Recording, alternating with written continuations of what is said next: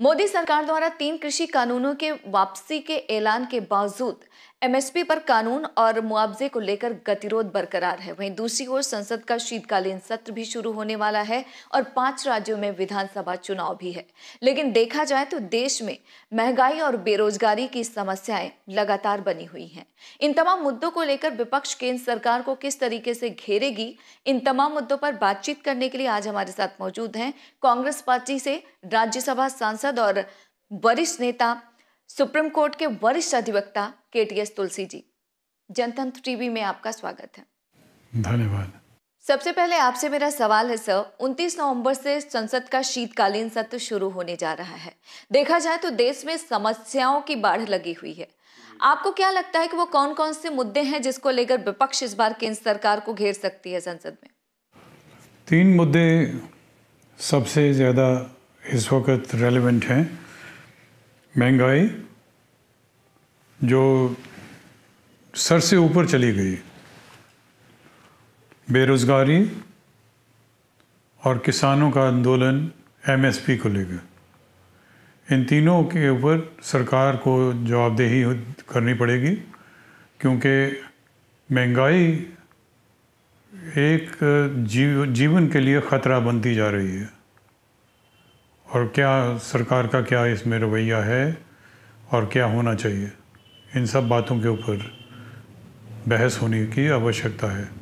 अगर देखा जाए तो तीनों कृषि कानूनों को लेकर प्रधानमंत्री खुद सामने आए और उन्होंने किसानों से माफी भी मांगी और फिर ऐलान किया कि तीनों कृषि कानून को वापस ले लिया जाएगा। अब किसानों की नई डिमांड आ गई है, वो एमएसपी को लेकर मांग कर रहे हैं कानून बनाने को, और इसके अलावा आंदोलन के दौरान तकरीबन 700 से ज्यादा किसानों की मौत हुई है, उनके मुआवजे की भी मांग कर रहे हैं। इस पर आप कैसे देखते हैं कि आपको नहीं लगता है कि किसान अब रोज अपनी जो मांग है वो बदल रहे हैं? मैं थोड़ा हैरान हूँ कि आपके दिल में उनके लिए कोई दर्द नहीं। आप ये देखिए, गांधी जी ने बहुत सत्याग्रह किए, कोई भी सत्याग्रह 1 साल तक नहीं चला। यहाँ पे सत्याग्रह ऐसा जिसमें शांति बनाए रखी, कोई फालतू बात नहीं की, पॉलिटिशियंस को इन्वॉल्व नहीं होने दिया और बाकायदा डिसिप्लिन के साथ वो रहे। मैं समझता हूँ कि इस ऐसा आंदोलन चला। और दूसरा, माफ़ कीजिए, एमएसपी नई डिमांड नहीं है, एमएसपी शुरू से डिमांड है और एमएसपी ही एक कारण है जिसकी वजह से ये काले कानून वापस लिए गए। तो अगर एमएसपी नहीं आती तो किसान के सामने अंधेरा है, मौत है। इंसान हैं, किस तरह से बेरहमी से 40, 42, 43 सेल्सियस के गर्मी में वो वहीं हैं। 3 डिग्री टेम्परेचर जब सेल्सियस हो जाए तो सर्दी में वो वहीं हैं। कोई 50 का है, कोई 60 का है, कोई 70 का है, कोई 80 का है, और फिर हम कहते हैं ये किसान ही नहीं। ये कैसे कोई साबित करेगा? किसान नहीं तो वो यहाँ पे खुदकशी करने तो आए नहीं। तो इसलिए थोड़ी हमदर्दी की आवश्यकता है, आपके दिल में भी, प्रधानमंत्री के दिल में भी। क्योंकि बीजेपी और केंद्र सरकार यही कह रही है कि जो आंदोलन कर रहे हैं वो किसान नहीं बल्कि राजनीति से प्रेरित हैं। राजनीति से कौन सी चीज़ प्रेरित नहीं है? राजनीति से तो सभी लोग प्रेरित हैं। जो लोग जा रहे हैं तृणमूल की तरफ, वो राजनीति की वजह से जा रहे हैं। वो इसी वजह से जा रहे हैं कि उनको राज्यसभा की टिकट बाकायदा 1 मिनट में मिल जाएगी। तो इसका मतलब ये तो नहीं कि भाई वो काबिल नहीं है, वो सूटेबल नहीं है। ये तो हर एक का अपना अपना अंदाज है। अगर वर्तमान की बात करें तो देश में केंद्र सरकार जिस तरीके से पूंजीवाद को बढ़ावा दे रही है, आपको क्या लग रहा है कि जो छोटे उद्योग करने वाले लोग हैं, छोटे मझोले उद्योग करते हैं, काम करते हैं, उनके रोजगार पर बहुत ज़्यादा असर पड़ रहा है? बहुत ज़्यादा असर पड़ रहा है। और जो राहुल जी ने पहले कहा सूट बूट की सरकार, वो सिद्ध हो रहा है। अपने आप सिद्ध होता जा रहा है कि ये सूट बूट की सरकार है। जो बड़े बड़े पूंजीपति हैं, सिर्फ उनका प्रॉफिट वो कम ना हो जाए, उनके लिए सारा काम कर रहे हैं। तो आपको क्या लगता है कि केंद्र सरकार संवेदनहीन हो गई है? उनको गरीबों की आवाज, गरीबों की परेशानी सुनाई दिखाई नहीं दे रही है? अब देखिए, आपने तो तस्वीरें देखी, जब सेकंड वेव के बाद लोग हज़ारों की तादाद में पैदल निकल पड़े, क्योंकि यहाँ पे कोई भी घर का मालिक उनको रखने को तैयार नहीं, क्योंकि वो दीजिए, किराया दीजिए, किराया का पैसा नहीं है, क्योंकि नौकरी चली गई। यहाँ पे भी मरना है, उन्होंने कहा अपने गांव में कम से कम जाके दफनाया जाएगा। तो ये एक सच है कि जब लॉकडाउन अनाउंस हुआ तो कुछ घंटे में ही वो लागू हो गया। किसी ने माइग्रेंट्स के बारे में सोचा ही नहीं। अगर सलाह ली होती ऑपोजिशन पार्टी से भी तो शायद ये नहीं होता। इतने हज़ारों की तादाद में शव मिले गंगा के किनारे, वो शायद ये सब कुछ नहीं होता। इन सब से भाग नहीं सकते हम। तो क्या आपको लगता है कि केंद्र सरकार से एक चूक हो गई है जिस तरीके से अचानक लॉकडाउन लगाया था? नहीं, ये डिसीजन मेकिंग प्रोसेस गलत है। पार्लियामेंट्री सिस्टम में आप सबकी सलाह लेते हैं, फिर तय करते हैं। यहाँ पे एक ही आदमी तय करता है, और किसी की भी ना अपनी पार्टी की सलाह लेते हैं ना किसी और की सलाह लेते हैं। ये शॉक एंड ऑ, ये दो चीज़ें हैं जो बहुत ज़्यादा प्रोमिनेंट हैं हमारे प्रधानमंत्री जी के। कुछ दिन पहले मणिशंकर अय्यर जी का एक बयान सामने आया जिसमें उन्होंने कहा कि 2014 में हिंदुस्तान अमेरिका का गुलाम हो गया था। उनके इस बयान पर आपकी राय क्या है? मैं ये समझता हूँ कि जो डोनाल्ड ट्रंप के साथ रैली प्रधानमंत्री जी ने की वो सही नहीं था। किसी के साथ भी इंटरनल पॉलिटिक्स जो उनकी हैं, हम बाध्य नहीं हो सकते। हमने वो जो रेखा है वो क्रॉस कर ली, जो करेक्ट डिस्टेंस होता है, और फिर रिलेशनशिप जो सॉवरेन नेशंस का होना चाहिए, उसमें ये एक दरार आ गई। कुछ दिन पहले आपका एक बयान सामने आया था जिसमें आपने कहा था कि ड्रग्स जिंदगी के दर्द को कम कर देता है, गुटखा और तंबाकू की तरह इस पर से प्रतिबंध हटाया जाना चाहिए। ये किस सोच के चलते आपने कहा था? सोच ये कि सर्जरीज, एक्सीडेंट विक्टिम्स को जैसे अस्पतालों में ट्रीट करना होता है, कैसे करते हैं? उनकी जो दर्द है, ये दीज आर सैंक्शन ड्रग्स। जो साइकोट्रॉपिक सब्सटेंसेस हैं उनसे ही ये बनती हैं दवाइयाँ। और ये क्लास 1 में जो आती हैं, जिनका सबसे ज़्यादा प्रयोग होता है किसी भी अनहोनी घटना के बाद, तो इसी से ये जान बचाते भी हैं। कहीं एक्सीडेंट वाला को 5 मिनट भी अगर देरी से अस्पताल में लाया जाए तो जान चली जाती है। ये एक लाइफ सेविंग ड्रग्स का मेन कंटेंट है। तो मैं ये समझता हूँ कि इनका जो सही प्रयोग है वो भी रद्द नहीं हो जाना चाहिए। इस बात के कि हमने रोकना है, हमने ये ड्रग्स जो हैं वो रोकने हैं। मगर ये बताइए कि तंबाकू से कितनी मौतें होती हैं? तंबाकू क्यों नहीं बैन होता? तंबाकू में कितनी ओरल कैंसर्स पाए जाते हैं?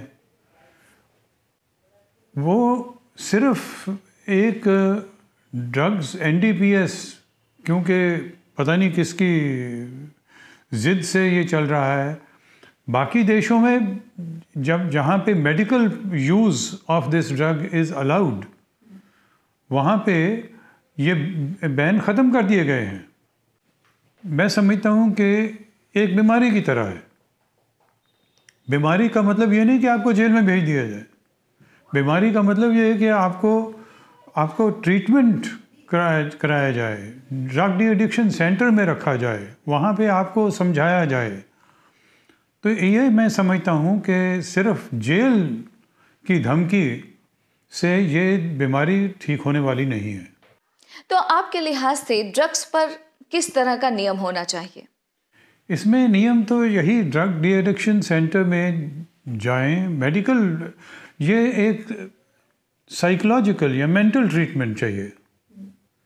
उनको ये समझाया जाता है। बाकी देशों में भी ऐसा प्रावधान है जहाँ पे वो देखते हैं कि इनको किस तरह से वीन अवे करना है, तो उसके ऊपर ज़्यादा चर्चा होनी चाहिए। आज की अगर बात करें तो दिल्ली में सबसे बड़ी समस्या है प्रदूषण की। इसको लेकर सुप्रीम कोर्ट लगातार केंद्र सरकार और राज्य सरकार को फटकार लगा रही है। आपको क्या लगता है कि दिल्ली सरकार को असर पड़ेगा सुप्रीम कोर्ट का? सुप्रीम कोर्ट का असर पड़े या ना पड़े, जो नेचर की मार है वो तो हम खा ही रहे हैं। ये एक बहुत बड़ी समस्या है और हम थर्मल प्लांट्स नहीं चला सकते। हमें आज ही सोचना है, कल के ऊपर नहीं छोड़ना। आज ही सोचना है कि किस तरह से पोल्यूशन रोकनी है, क्योंकि अब हवा में पोल्यूशन जो है उसको कौन रोकेगा? अगर हम इस बात को लाइटली लेते हैं तो ये सारी दुनिया तबाह हो सकती है। सिर्फ 10 या 15 साल की बात है। अगर हम अभी नहीं जागेंगे और इसका सल्यूशन नहीं निकालेंगे, और प्रधानमंत्री जी पूरी कोशिश कर रहे हैं, उसके लिए हम उनको दोषी नहीं ठहराते हैं। ये जो खिलवाड़ हुआ बाकी देशों में भी और भारत में भी, जो क्लाइमेट के साथ खिलवाड़ हुआ, वो अब एक बहुत बड़ा मॉन्स्टर बन के हमारे सामने है और हमें ख़तरा है। हज़ारों लाखों जानों का ख़तरा है। अगर आम आदमी पार्टी की बात करें सर, तो पंजाब में लगातार आम आदमी पार्टी के जो दिल्ली में मुख्यमंत्री हैं अरविंद केजरीवाल, कांग्रेस पार्टी पे लगातार हमले कर रहे हैं। अब उन्होंने नया वादा भी कर दिया है पंजाब की जनता से, फ्री बिजली पानी तो देंगे ही, साथ ही उन्होंने कहा है कि अगर आम आदमी पार्टी की सरकार बनेगी तो महिलाओं को 1-1 हज़ार रुपए हर महीने दिया जाएगा। इसे आप कैसे देखते हैं? मैं तो समझता हूँ कि पंजाब की महिलाओं को ये एक बहुत हानिकारक बात है जो कि उन्होंने कही। ये उनकी इज़्ज़त के साथ नहीं मिलता। अब 1,000 रुपया की चीज़ होती है। जो मिनिमम वेज है दिल्ली में, मिनिमम वेज जो दिल्ली में है वो है 12,000 रुपया महीना, और ये कहते हैं कि 1,000 रुपया ले लीजिए। ये क्या मजाक है? ऐसा खिलवाड़ पंजाब की महिलाओं के साथ करने की आवश्यकता नहीं है। क्योंकि दिल्ली में तो समस्याएं हैं, लेकिन दिल्ली के मुख्यमंत्री कभी पंजाब, कभी गोवा, कभी उत्तराखंड में दिखाई देते हैं। वो उत्तराखंड दिखाई देते हैं क्योंकि दिल्ली में वो सवालों का जवाब देना संभव नहीं समझते। तो आपको लगता है कि दिल्ली सरकार दिल्ली में फेल साबित हो रही है? मैं समझता हूँ कि फेल साबित हो रही है, ये तो बाद में ही पता चलता है। जब फेल हो रही होती है तो उस वक़्त कोई ख़ास चिन्ह नज़र नहीं आते। जो राजनीति में बहुत माहिर हैं उनको नज़र आते हैं, मगर आम जनता को नज़र आते नहीं। अगर कांग्रेस पार्टी की बात करें, जहां पर भी कांग्रेस का जनाधार है वहां पर आम आदमी पार्टी धीरे धीरे कब्जा जमाती जा रही है, चाहे पंजाब हो, उत्तराखंड हो या फिर दिल्ली हो। आपको क्या लगता है कि इसके पीछे रीजन क्या है? कब्जा कहाँ जमाया कब्जा उन्होंने? कब्जे की कोशिश कर रहे हैं, ठीक है, कब्जा जमाती जा रही है, ये गलत है। वो भाग रहे हैं दिल्ली से दूसरी जगह पर, ताकि उनको जो जो झूठे वायदे दिल्ली में किए वो समझ ना लें कहीं कि भाई ये तो झूठे हैं, तो इसलिए बाहर जाते हैं अपनी छवि बनाने के लिए। मगर छवि लकीली बनी नहीं है, क्योंकि बुरी भी नहीं बनी, क्योंकि कहीं कहीं के इलेक्शन जीते नहीं हैं। इसके अलावा देखा जाए, भारतीय जनता पार्टी बात सबसे बड़ी पार्टी देश में कोई है तो कांग्रेस है, लेकिन देश में समस्याएं, चाहे बेरोजगारी हो, महंगाई हो, किसान आंदोलन हो, तमाम समस्याएं बनी हुई हैं। इसके बावजूद कांग्रेस कोई बड़ा आंदोलन नहीं खड़ा कर पाई। आपको क्या लगता है कि क्या कारण रहा होगा? नहीं, बड़ा आंदोलन कैसे नहीं कर पाए? हर बात पे आंदोलन हुआ और उसका असर है। उसका सबूत ये है कि आप भी कह रही हैं कि बीजेपी के बाद एक ही नेशनल पार्टी है, वो इंडियन नेशनल कांग्रेस, और वोट्स भी जितनी पड़ी हैं उसमें यही साबित होता है कि ये नंबर 2 हैं नेशन वाइड। तो ये कहना, बाकी साइक्लिक है। जो एक बार सरकार बनाते हैं, तो कांग्रेस ने भी 10 साल सरकार चलाई, तो इसका मतलब ये नहीं कि बीजेपी नाकामयाब हो गई। ये वोटर जो है हर एक पार्टी को टेस्ट करता है। अभी देखिए आगे क्या होगा। तो क्या आपको लगता है कि उत्तर प्रदेश में ऐसा समीकरण बन रहा है जिससे बीजेपी की वापसी नहीं हो पाएगी? हो सकता है, लगता है ऐसे ही है कि इसमें काफ़ी बड़ा खतरा है बीजेपी के लिए। यूपी देखा जाए तो सबसे बड़ा राज्य है और कहा जाता है कि सेंटर का रास्ता यूपी से होकर जाता है। अखिलेश यादव की अगर बात करें तो समाजवादी पार्टी छोटे छोटे दलों को एक साथ करने की कोशिश कर रही है और कर भी रही है, लेकिन कांग्रेस पार्टी ने अकेले चुनाव लड़ने का फैसला किया है। कैसे देखते हैं आप उनके इस फैसले को?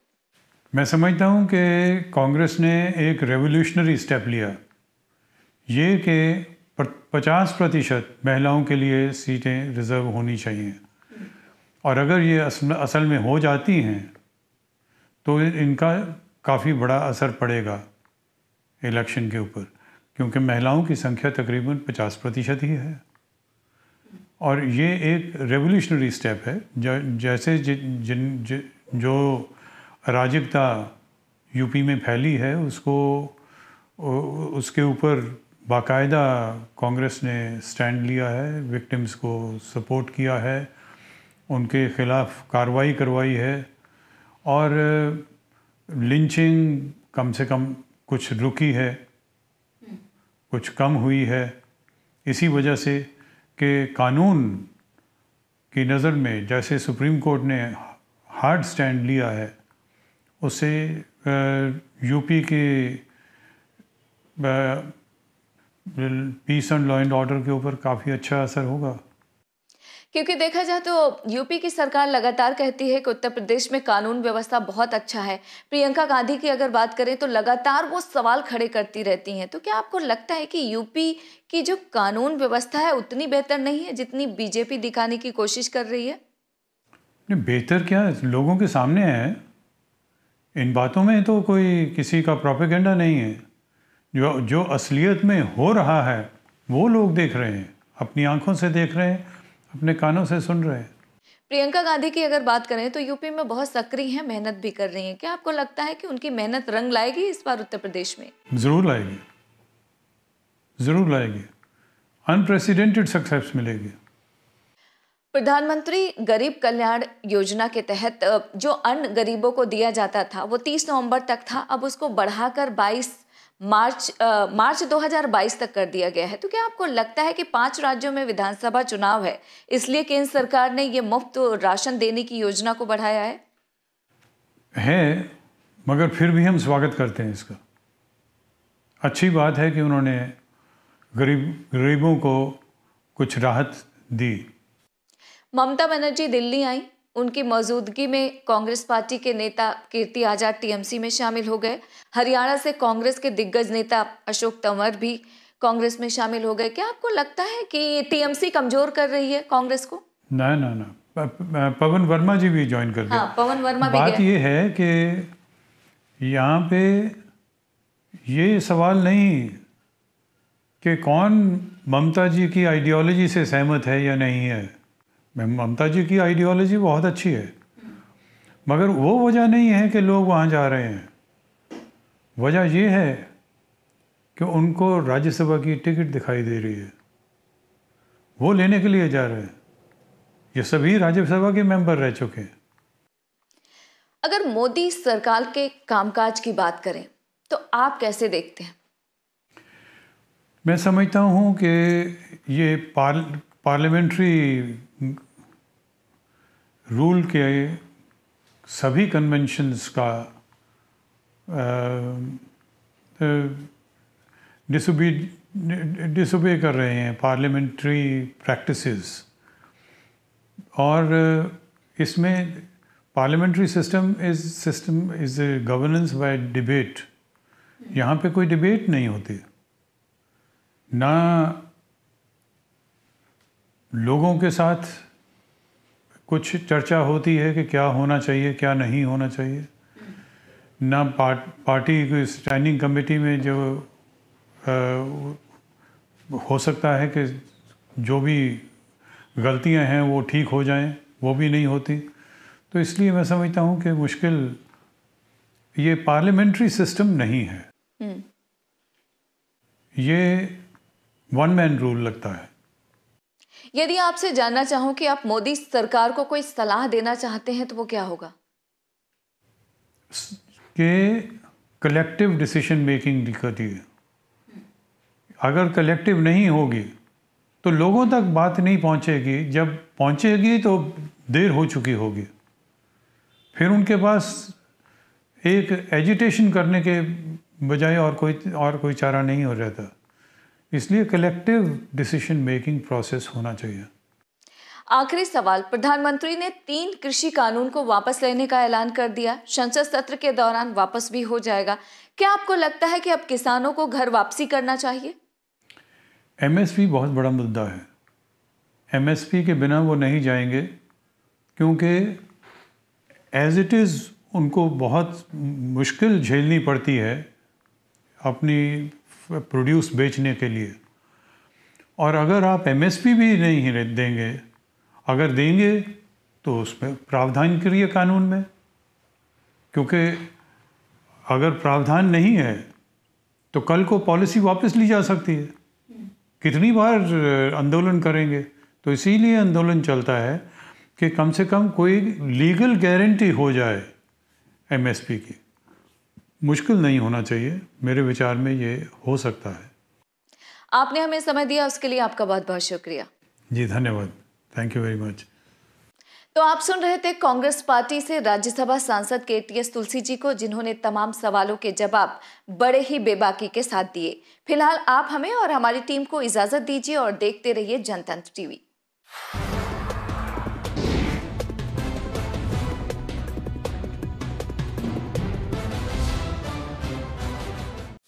खबरों के निष्पक्ष विश्लेषण के लिए सब्सक्राइब करें Jantantra TV and press the bell icon. Never miss any update.